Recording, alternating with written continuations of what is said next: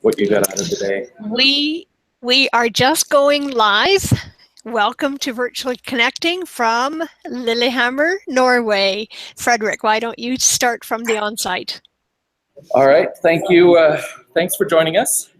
And we've had a fairly intense day at our conference, Training the Trainers, the Reboot, looking at methods, pedagogies, didactics for teaching at film schools. And we have here today, there's, I think, representatives from film schools in 21 countries. And over 90 participants have been in the room today. We've been working mostly in small groups of 4 or 5 people. And with me here, I have two of the participants from the day who I was hoping would talk a little bit about the experiences from their side, what it's been like being in Lillehammer today. Why don't you start, Michelle? Okay, so hi, my name is Michelle Bogo. I work in ENS Lumière, which is a French school. We teach cinematography at master's level. It's run under the auspices of the Ministry of Education, so it's completely state-funded. And I'm in charge of international relations at the school. So we've had a very intense day talking about all sorts of different things, as Frederick said. In the first working group, it was very mixed. We had participants from film schools, participants from universities, and different courses taught at bachelor's level, undergraduate level, master's level, and with a few MFAs and a few professional courses as well. So we tried to cover a lot of the questions which I believe you have. The questions this morning, okay. So we covered the questions, but mainly it was a discussion around the different areas concerned and the different takes, depending on what kind of school we came from and what our different experiences were. So I'm not sure that we provided answers that were very coherent, but the questions were extremely interesting. I don't know if, Stephen, you want to... Sure. Turn that a little bit. Hi, I'm Stephen Lighthill. I run the cinematography discipline at the American Film Institute, which is a 2-year graduate program located in Los Angeles, California. And I think that the striking thing for us around our table this morning was just how different each of our environments are in terms of whether we're tuition-based or whether there's government support for our institutions, but also the kind of commercial world that we anticipate our students going out to work in. Very, very different models in each country that has a great effect on what students can anticipate in the world that they'll face. So that was an interesting conversation. We had an extended conversation this morning, I think, around the issues of, what's the best way to teach? Is it, you welcome mistakes, and you want to encourage, adventuresome filmmaking and risk-taking. At the same time, you don't want people to get too far afield so that they're struggling unnecessarily. So there's a lot of discussion about the notion of how people learn and how it's actually wrong to introduce into the dialogue that the idea of mistakes. It's important to introduce the idea of everyone approaches storytelling a little bit differently, and some are more successful than others, and so sort of gentle hand on the criticism tiller is is the best way to go. We talked a lot about process, Yes. not how you give quality feedback, because you know that in many institutions you have to grade students. So the process is more important for the budding filmmakers, even though at the end of the day you have to give them a grade, a percentage. And we also talked this morning about the resistance that many professionals have, as opposed to many practitioners. Many filmmakers who are also instructors have a tremendous resistance to grading students. They love the feedback side, the talking to students, the discussing where they went right and where they went wrong. But the actual grading is really quite difficult for them. Interesting difference there, because in Lillehammer here at the Norwegian Film School, we don't use grades at all. The students get a pass or a fail at the end of their third year, and that's the only time they actually receive any kind of summative assessment. That's very interesting. I think you would be the envy of many of my colleagues. I think. I saw that discussion came up in several of the groups around grading, and how do you grade someone who is learning an art, and you can assess skills, you can test forms of knowledge, but can you assess artistic development? Do we want to assess artistic development? Yeah, we have a hard time with that. I mean, it really varies with the course. Some courses we just treat as pass-fail. Some courses they're required, but we don't grade. Other courses, particularly our technical courses, are graded on a pass-fail and satisfactory sort of scale. So 3 choices for the instructor. But within the year between myself and my instructors, we use a 100-point system. And because it's graduate school, no one is allowed to fall below 85%. They're brought in to discuss what's the problem, but their actual productions are not graded at all. So it's really just certain curriculum that we really require. They have to pass it to move into the second year. Yeah. Then the second year grades are insignificant. They're doing a master's thesis, and we don't grade. Yeah, we also have exercises and different projects on which students work collaboratively, and they grade themselves and each other's work, and then we discuss the end result with them. So a lot of interpretations are possible. We know what they think, and everybody has a kind of input in the end result, I suppose, or the perception of that end result, which works quite well, but not for all exercises. I thought we got 2 very interesting things when we were running out of time. That's right. It's always the last discussion is always the one. Right. So one was the notion that the instructors invested in the student's success. Mm-hmm. At the same time, there is the notion of encouraging, stumbling along the way, and that reflects, badly on the instructor, and so there's a conflict, a natural sort of built-in conflict. Natural human conflict. Yeah. And the other thing that I thought was great that I hope we get to talk about tomorrow, we started talking about that.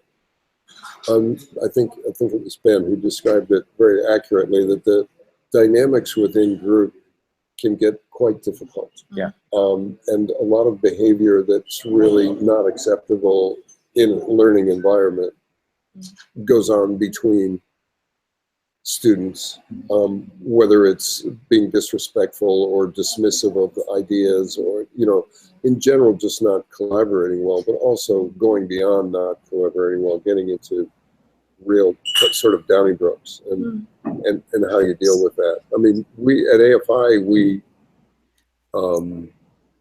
we have a system that we call intervention, in which we stop a production and bring everyone in to sit down with a select panel from the faculty and try to work through what the issues are.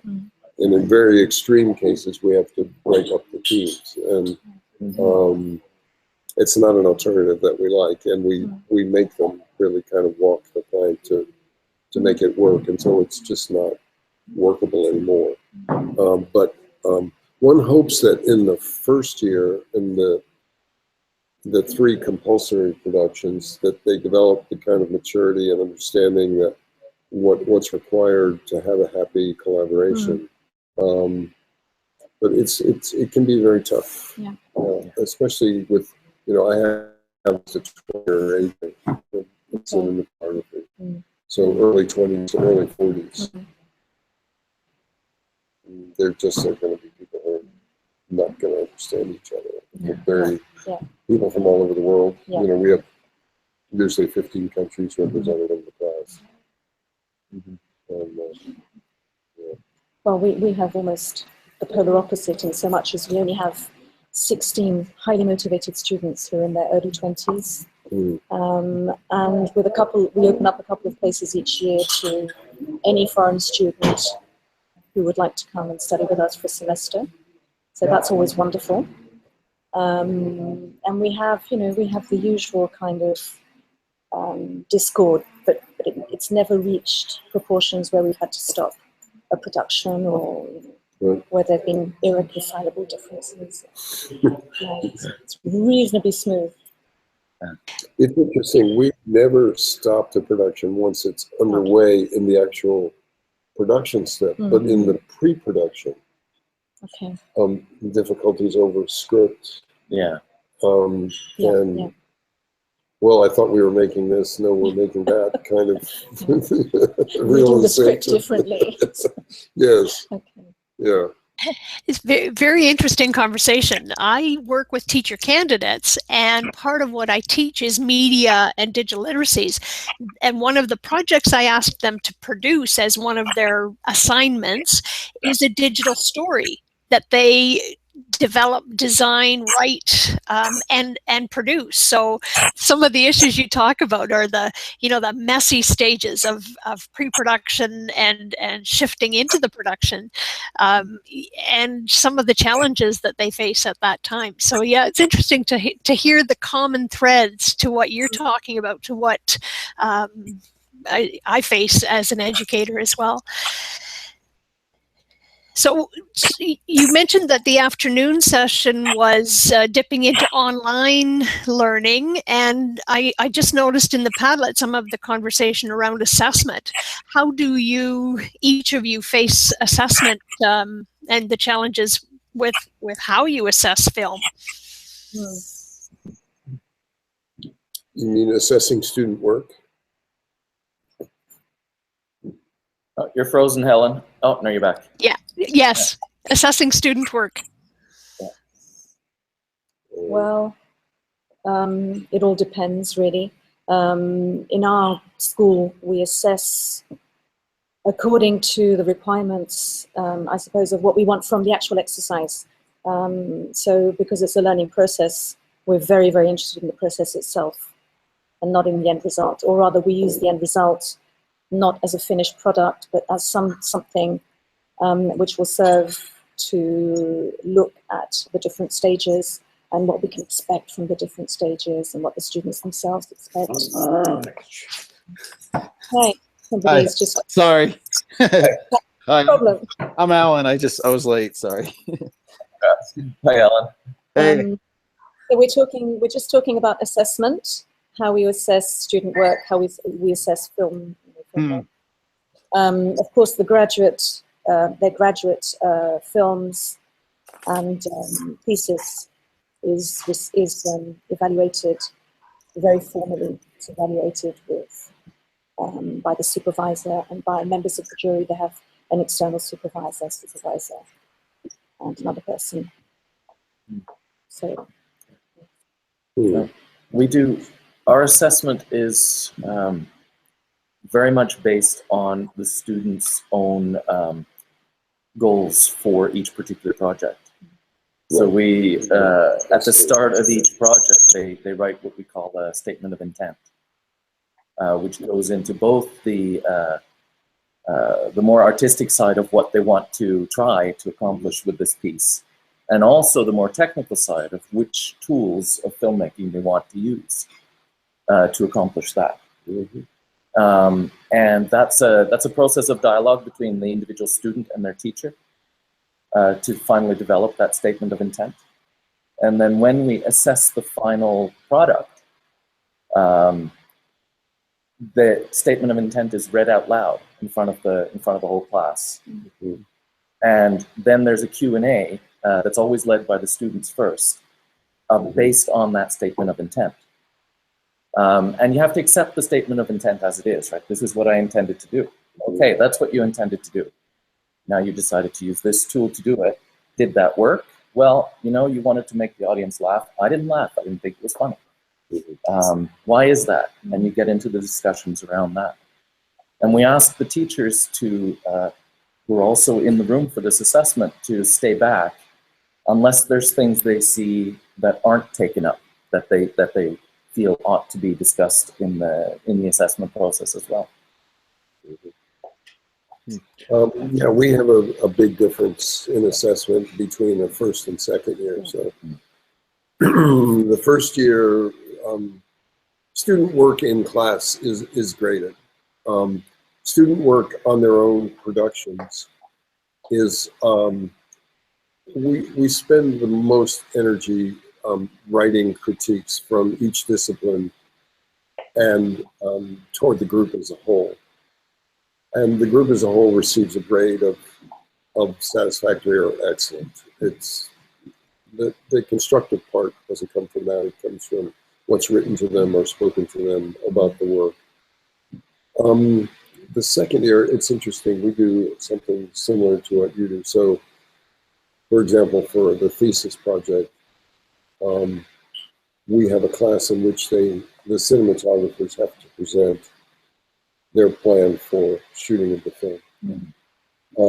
And so we have an outline that they need to follow. What are the major challenges of the production? What format are you going to use? It takes you from the aesthetic to the technical. And then the class responds back. Well, we've read the script. How are you going to do that? You said you're doing that. Why are you doing it that way? Why are you moving the camera or whatever? And so then what was interesting to me about what you said was that the thesis goes before a formal board, which I have always advocated for. But our difficulty is we're doing 28 theses a year, so essentially one a week. And so at June they leave campus, and they still have to do color correction, sound mixing, and so on. And they have until December 1st, so another 6 months. And then if they don't complete it, it's not acceptable, and they don't graduate. Well, can I yes. I just wanted to add that we also have a statement of intent, of course, before they actually produce anything. Right. And that's looked at by their supervisor. So, they work it out, they have interviews and so on and so forth with their supervisor on a one-to-one. And so by the time they get to writing their thesis and to making their film, which is either a standalone piece or something that's closely connected, not an illustration, but something that's closely connected to the graduate theoretical research. So that, I think, makes a big difference. Yes. And another thing that's extremely important, because we're a professional school and because we teach cinematography, so sort of from a very technical and scientific angle, there's another exam that they have to do, which is evaluated solely by a board of professionals, professional cinematographers. that come in, and the students are given a constraint or something to do. It can be something abstract, and then they have to go out and film, and then they show the exercise and they're evaluated on this exercise. So that's interesting because the AFI is receives this learner that we're a trade school. Yeah. You called your school a professional school. I'm interested in what it's the way you would we define it. It's generally the way that we talk about it. However, we also have an academic, very strong academic. Right. And you're teaching aesthetics. You're not just teaching. We're also technical. teaching. No, we're also teaching film theory. Yeah. But by the time they come to us, they will have done a certain amount of film theory, probably. Well, we talk about AFI as a bridge to the profession. Is the way we refer to it, because and in reality, when most of our fellows leave school in any of the categories, they go to work. Yeah. In the industry, yeah. Our production designers go into apprenticeships in the Designers Guild, and so on. So that's interesting. I was wondering if I can ask, at this level, how much pressure is there on the students? Does the grade drive them as much as the vision of their project? Because I mean, I work with undergrads on smaller scale media projects, and it gets disturbing so much how much worry they have about what I have to do to get a grade, and I'm always trying to say, like, go for the art and do something that you really want to believe in. And so I'm wondering at this level that you're teaching at, is the assessment and grade, obviously, the thesis is important to finish. How critical is the assessment for the students? I think for us in Norway, I mean, we before you came, I was saying we don't use grades at all, except for fail at the very end. I like Norway. Yeah. And what we do see happens is when they get to their final project, which is the film that's going to go out in the world, and it's the film that's going to get them, hopefully, their diploma. They have a tendency to want to play it safe because they know that this one counts, and it doesn't really matter what we say to them or in how much we try to downplay that this is just putting together all the pieces that they've spent 3 years with us learning, and it's there's nothing there that they haven't done before. But just that very fact that this one is the one that will follow them, that first step into their career, causes, not all of them, but it causes some of them to play it safe. Yeah. And that's a regular criticism we get. We have a big gala showing of our final projects in Oslo, and it's not an unusual criticism. Is that they're very professionally made and they look great, little safe. Mm-hmm. We get the same. Yeah. And it's really hard to try to find a way to inspire the students to drop that play it safe aspect. And it's made a little more difficult by the fact that we work with teams. We have 8 disciplines that we teach, and they have to have one person from each discipline on their team. And so sometimes you get a director who really wants to try something out there in Gonzo, and the cinematographer says, wait a minute, that's not going to look great on my show reel. I need something that I can take with me out into the industry. And sometimes it's the other way around. So it's I wouldn't tie it to any one particular discipline, but there is this sort of group mentality that this is we have to show off. We have to show what we can do. Yeah, we've been talking. Our students come under a lot of pressure. The workload is very heavy in the first year, and then in the second year, the thesis film becomes freighted with all of these expectations. So we've realized we have to work very hard with the students on their expectations for their work, and to be much clearer about all the issues you discussed. And risk taking is a big part of it. We tell them it's not so precious, and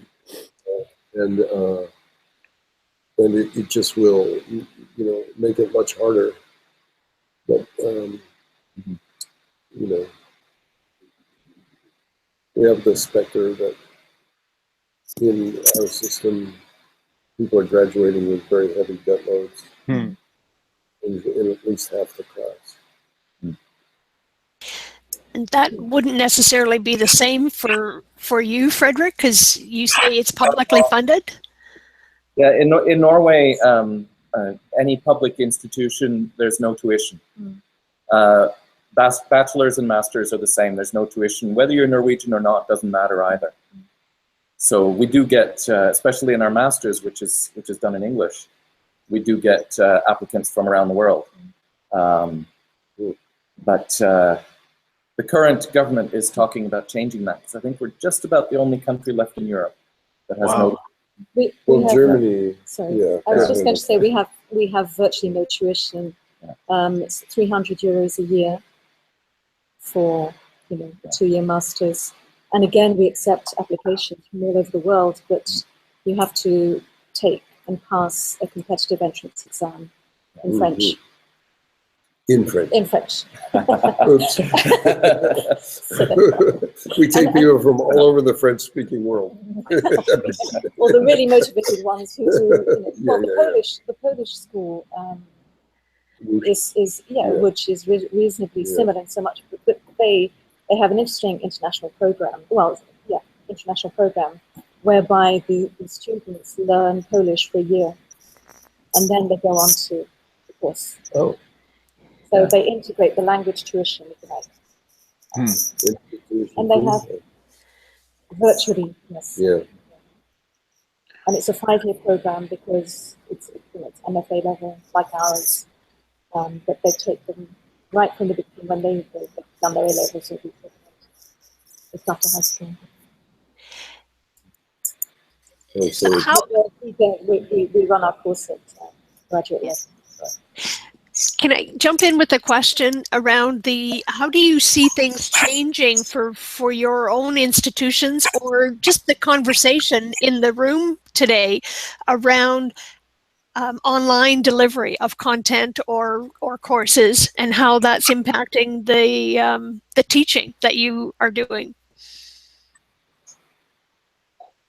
I don't know if there was any consensus. No. I think in the room we had everything from people saying there is no way you can teach filmmaking online, to others, we had at least one person saying here, I've been doing it for 6 years and it works just fine.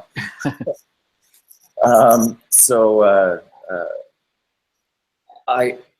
one thing that's difficult, not impossible to overcome, is that filmmaking is a team effort. And it's still, the technology isn't there yet to really enable students to create a good, cohesive group that's based on organic discussions that are constantly ongoing. For that, you actually have to be physically present. And we even notice sometimes during the exam period, which is, the exam film period is the whole 3rd year, we send certain groups of students away on study trips, and they feel like they've missed out even if they've been away for a week. Because the development, the discussions, the talks keep going while they're away. And they try to participate via Skype and email and whatever other means they have, but it's not the same. They're not meeting each other in the hall and being able to talk about that idea they had just then. Yeah, I mean,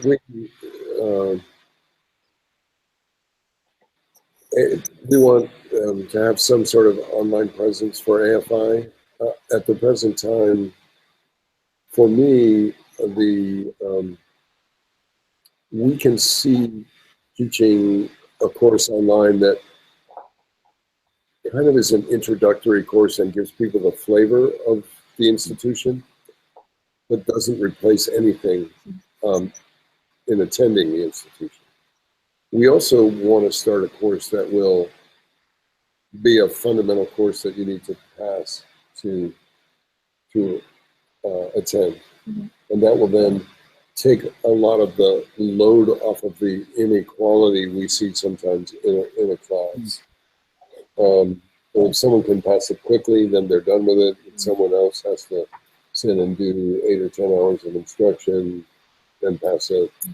We'll probably use it that way. And because within 6 weeks of being on campus, Yeah.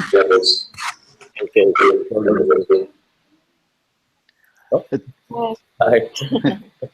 It seems like there's a little bit of that false dichotomy of like trying to, I mean, what to try to do filmmaking as you do now to do it online is kind of ridiculous. And I mean, people don't make films online. So, Bueno, no sé cómo usar esto. you might want to mute your microphone. There you go. So it's instead of thinking like it's so common. If you don't mind muting your microphone, new people. Can you hear us? Yes. Okay. But we're getting feedback, and it makes me a little psychotic. So if you can mute, Bájale al volumen. The ones that just came on.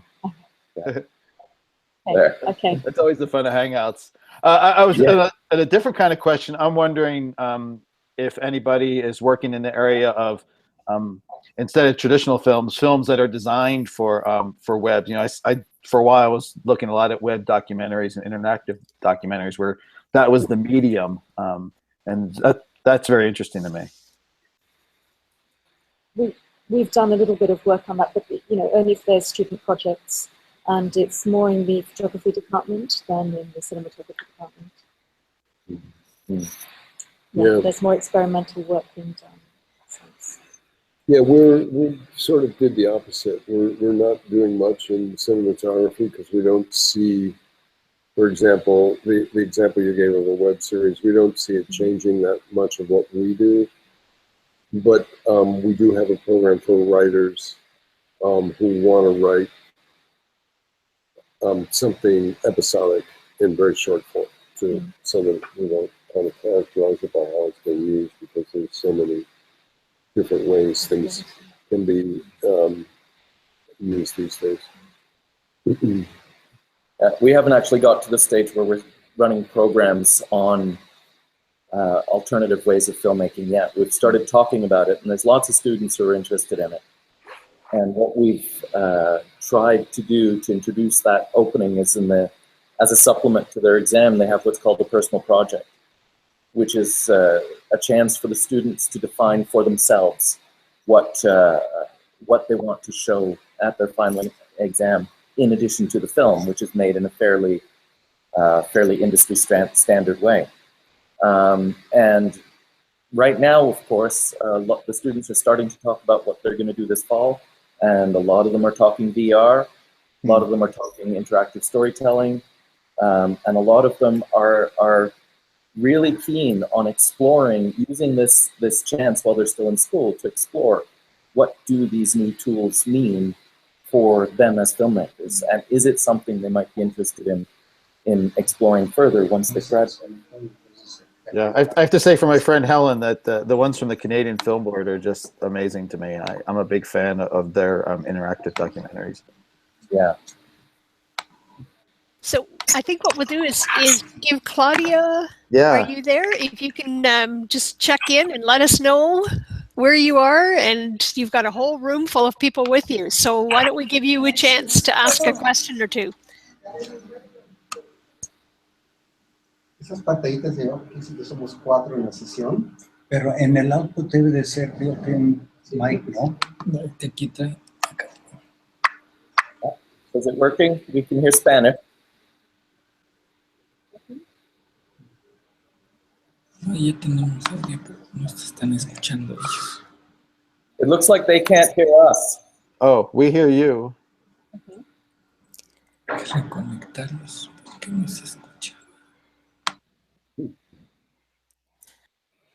This always happens. It's the spontaneity of live TV.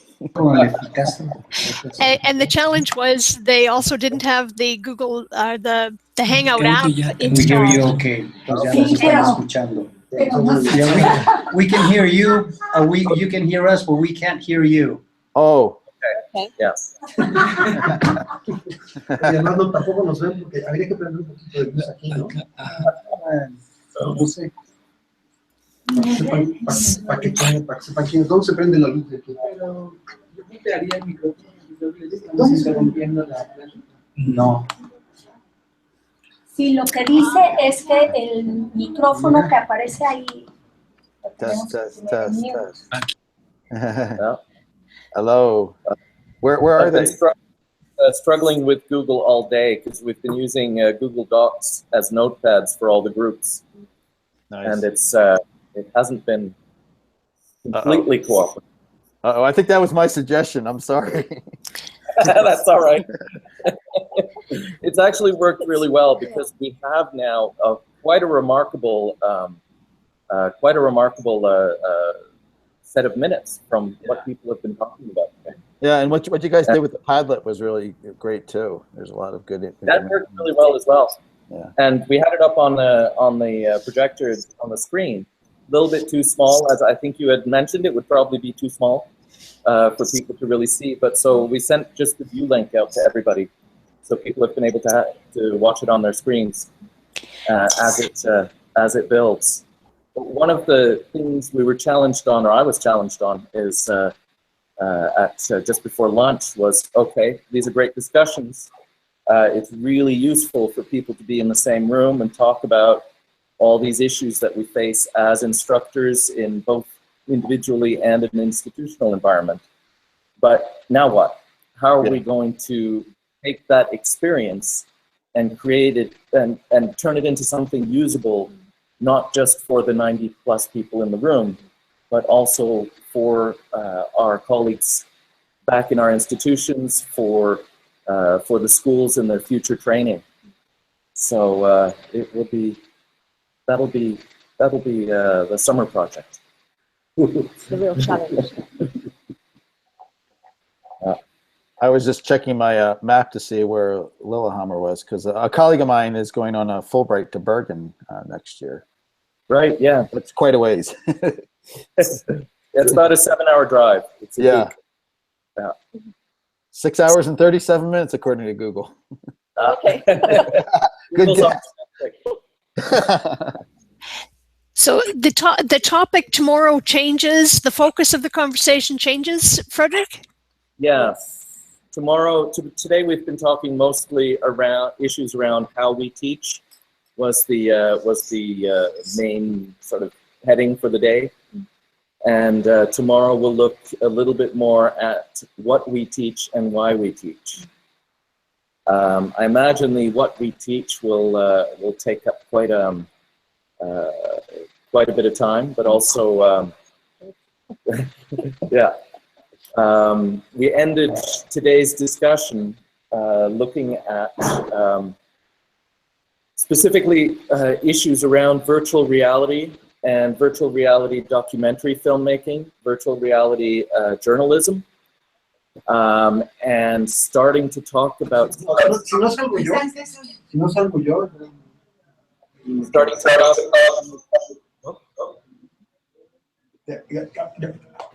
they still can't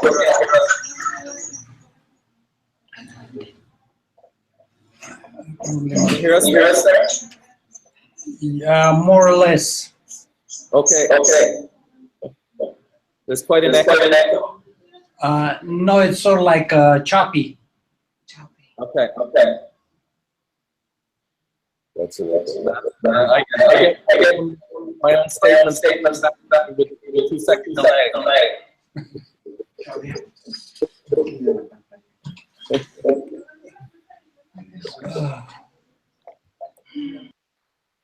But I'll just continue the summary. We started talking about, once you're in a VR environment and you have your audience immersed in this environment, it's emotionally a much stronger impact on the audience than traditional filmmaking. Traditional filmmaking can be strong enough. So you really have the danger of putting someone in a situation that might be beyond their capacity to handle. And how do we as storytellers dealing with audiovisual images, of course we want to create stories that have an emotional impact on our audience. But what are the ethical issues around using this particular tool, and what kind of things do we need to talk about in using this kind of tool?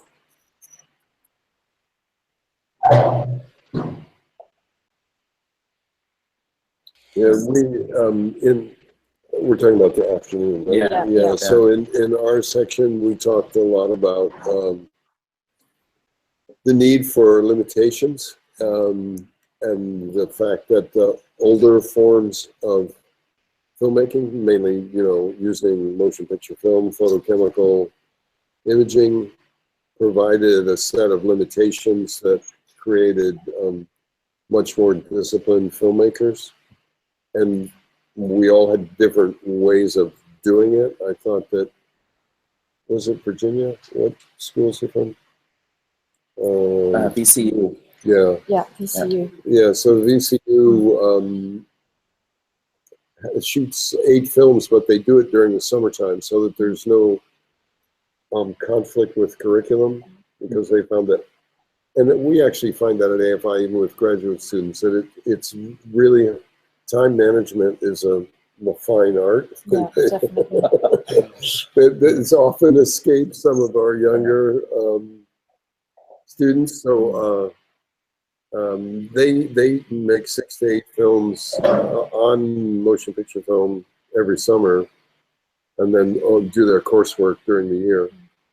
So I thought that was interesting. At AFI, we do some of our thesis projects on film, not very many anymore, but every cinematography student completes a 3-minute visual essay without dialogue.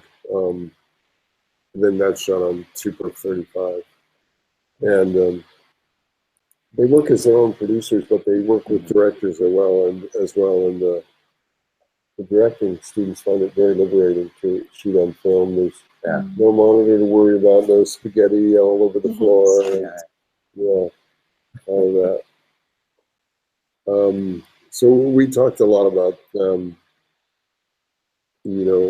how to, I talked about in cinematography at AFI in the first year, we control the menus of the camera so that they gradually learn to get deeper and deeper into the capabilities of the camera, but initially we're forcing them to worry about camera placement and why, and how it's related to their story.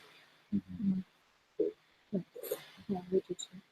We're firm believers also in limitations and how to overcome obstacles and as path to learning, or part of the learning process.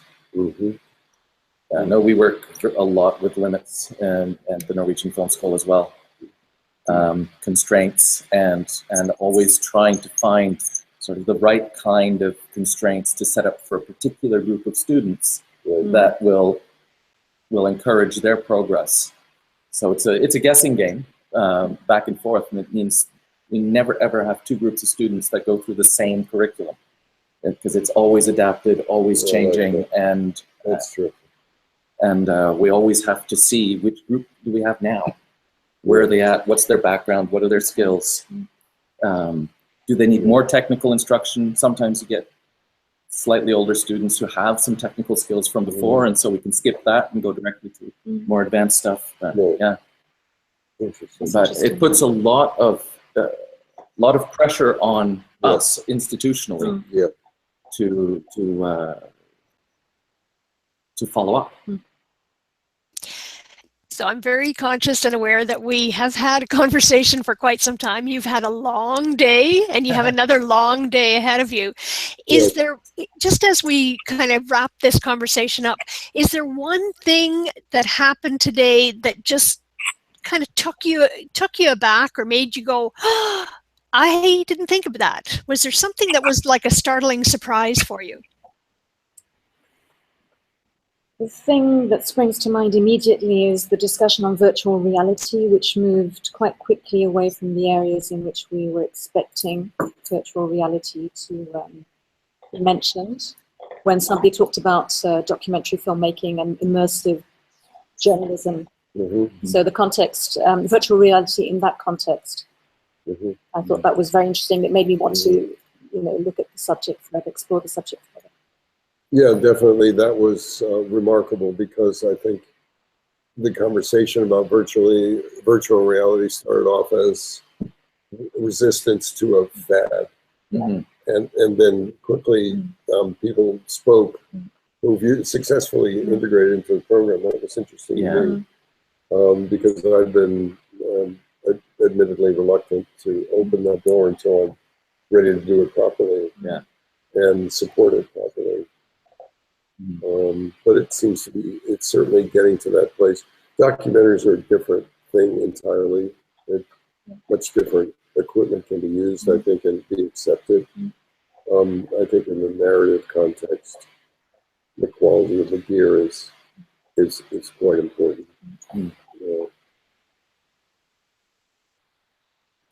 There you have it. Yeah, that's a fair sum. Thank you. So, See you all later. thank you very much for your time today, Frederick. You'll be connecting again tomorrow, same time, and hopefully extend the conversation. And we'll get Claudia to stay on just to resolve some of the technical issues. I'm going to stop the broadcast.